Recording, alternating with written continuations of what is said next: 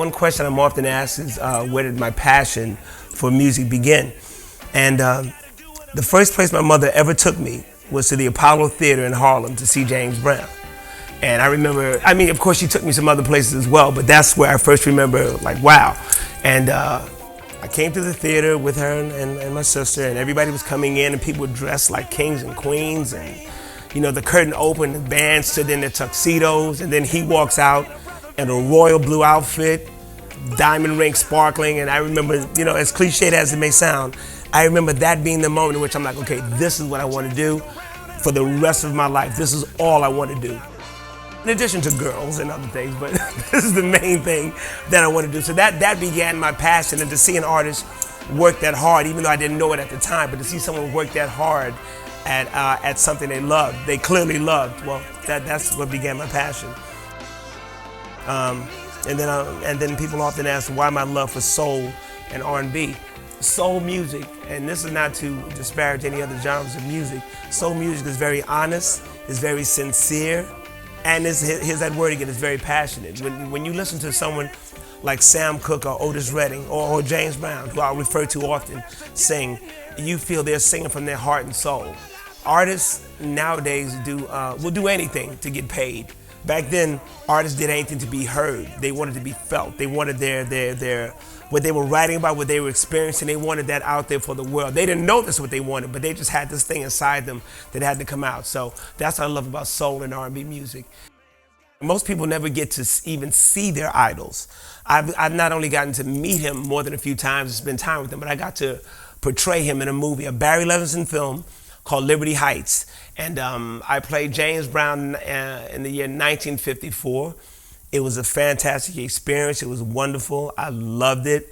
I got a chance to wear a wig, which meant I had hair again, and it was fantastic. I got to blow it around and flip it around. So, and I'm going to do that again. We're going to be doing the James Brown role again. So that's got to be a career highlight. Because I have a lot of fun in my shows. But when I'm performing, particularly when I'm singing my songs, I have to convince everyone in the audience that I mean every lyric that I sing, every word that I say. I have to convince every woman that I'm her boyfriend, husband, lover, whatever she needs me to be at that moment. I have to convince the guys that I'm their friend. I'm not threatening at all as I flirt with their girlfriends, you know? So, I mean, it's a tightrope you're walking, but if you do it well, you get the best of both worlds from your audience. Music is just memorable as a whole, just overall. I guess when I first heard music, I'm like, what is this?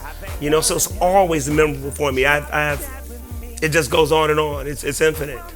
The best thing for me about performing is the audiences. Each audience is different. It's like dating a bunch of different women. You're going to get something that you just won't get anyplace else. So every time I do a show, it's like making love to a brand new woman. Something's going to happen that didn't happen yesterday or the night before.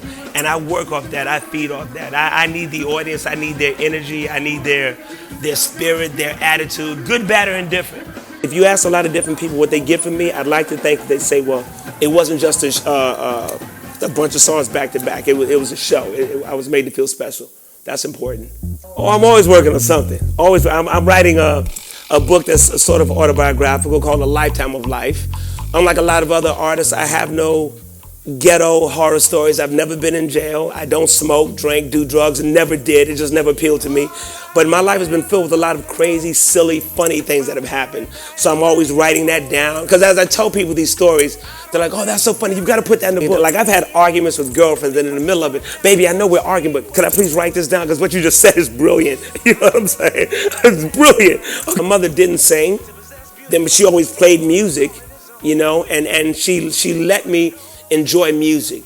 There's a theater in New York, the Apollo Theater, where I said she took me to see James Brown. And when I realized they had shows there every week, she would let me go see these shows. She'd give me $2, $1 to get in, $1 for a bag of donuts. And that was my day. I used to go to school dressed up in the craziest, you know, whatever I could find. If you go through Harlem, all those sneaker stores and Chinese restaurants that are there now, they used to be clothing stores.